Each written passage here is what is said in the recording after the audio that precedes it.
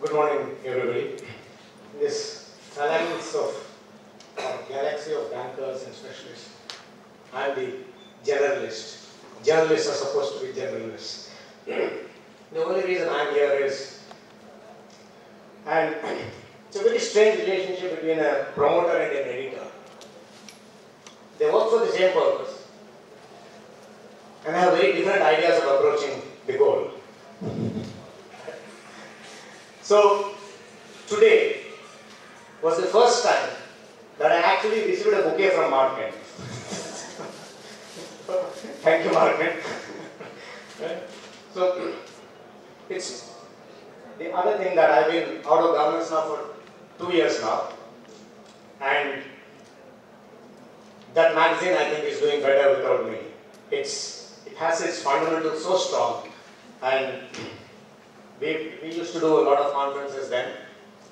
The improvement that I see now is that this conference started almost on time.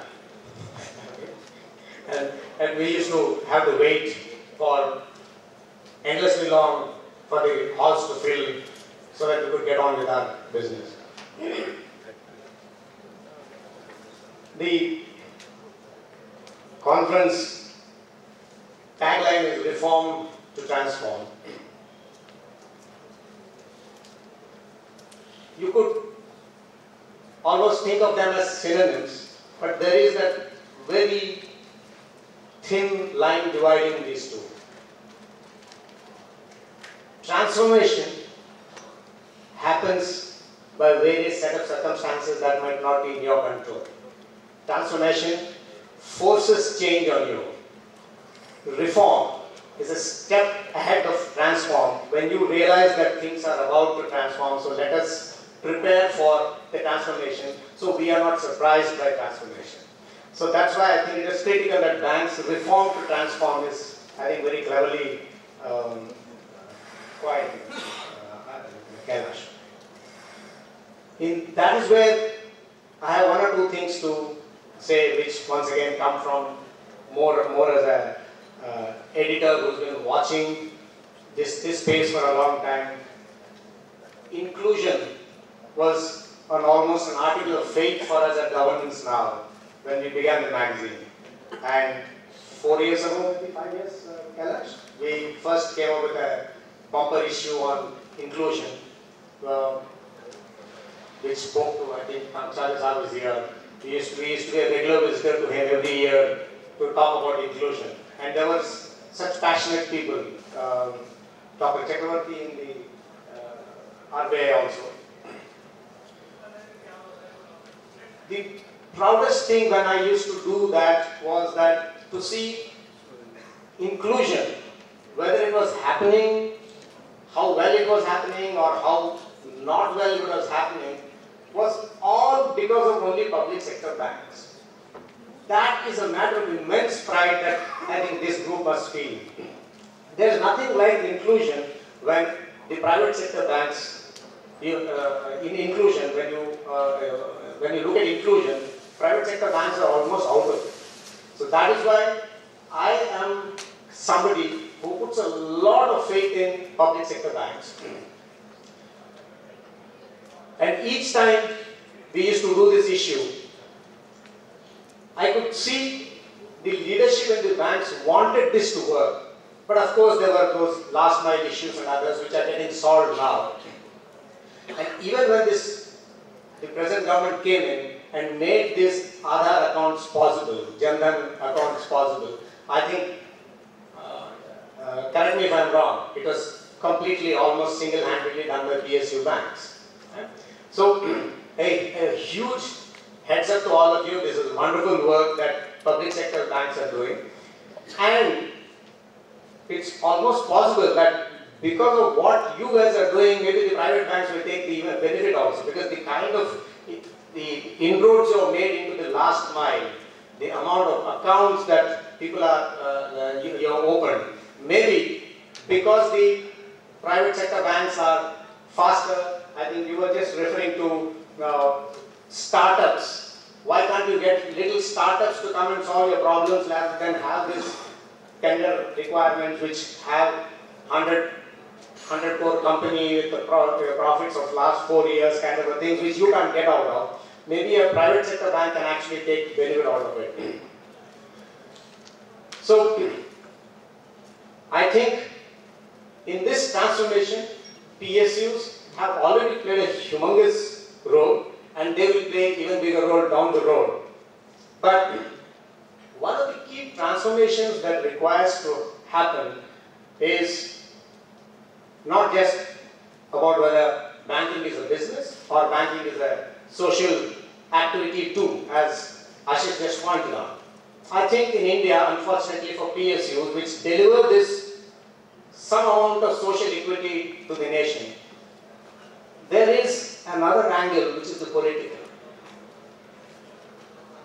Unless we have a fundamental reform in the way the political establishment sees and lets banks operate the way they should be operating, we will have a huge problem. That's where I come back to the relationship between the editor and a promoter. The editor is supposed to be, the promoter is the guy with the original idea of the product. The editor is the person who's delivering that product and ensuring that this product is on the lines of the vision of the promoter. But if the promoter would be sitting on the edit meeting every day to telling me what to do, then you have a huge big problem. You will never get what you want. That is, to us in the publishing industry, it is very clear. The promoter has a certain set of responsibilities. I have a certain responsibilities and I will be called to question every 3 months, 6 months or 1 year. Unfortunately, in India it is so mired. This political interference in the functioning of banks is so strong that unless we make this a part of some kind of an institutional arrangement where banks will get their autonomy to operate, to decide on loans. There's so much said about NPAs.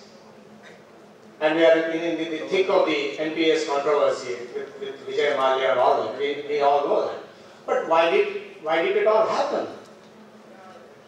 All of you are senior bankers. How many of you would have given the kind of loans to Vijay Mallya if you had the authority not to give those loans? So I think unless this transformation happens, where bankers are allowed to do their job as bankers, 2011-12, the banking secretary's office was almost the Al-Qaeda headquarters for bankers.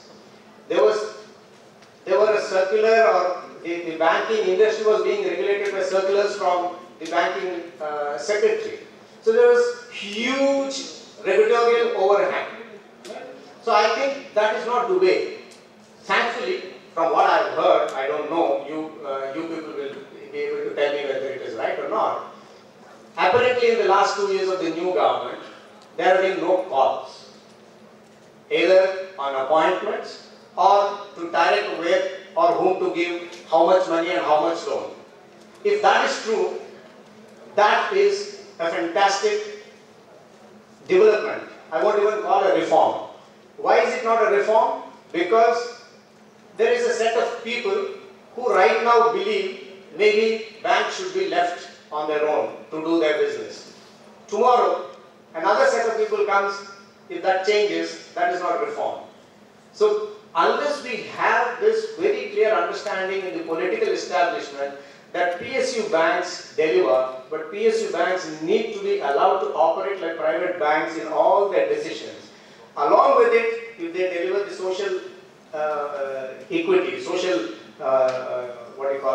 inclusion and all that, that's fantastic. The private sector banks need to do that because private sector banks will never do this, ever. So how do you codify that? As I said, the relationship between the proprietor and the editor is not written down everywhere, anywhere, but it is something that we understand.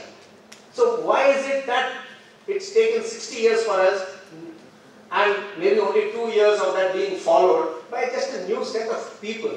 But that cannot be the way. It has to be ingrained, codified into the way banks and politicians behave, that a politician has nothing to do with how a bank runs. I think that reform is more important than anything else. Your payment banks are coming, we are going to get into a cashless society sooner or later. All this is something that you people know. But but you can't do much about it.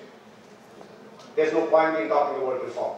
So I think this is a very critical need, the separation of the powers of the politician and the finance ministry over how banks are run is a very critical reform, and sooner that we realize that if there is a kind of experience which is very good in the last 2 years, if that is somehow codified into saying that forever, for future generations, politicians will have only so much to do and not run the bank on a daily basis, which to me doesn't seem improbable, because that is how I operate in my profession, and everywhere, in every organization that I have been to. So with that, I'll stop here, because there are more, better experts who can talk to you about banking. This is just a journalist version of where I see reform in banking sector. Thank you very much.